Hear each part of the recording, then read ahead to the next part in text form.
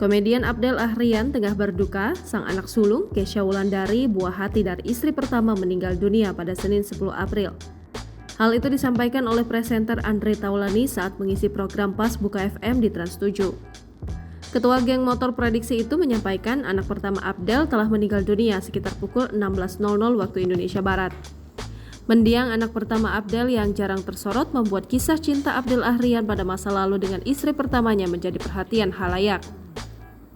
Ternyata, Abdel Ahrian pernah mengaku pada Nikita Mirzani bahwa dirinya bercerai dari istri pertamanya sekitar tahun 2000 hingga 2001. Kala itu, penyebab Abdel dan istri pertamanya cerai karena sang komedian kecanduan putau.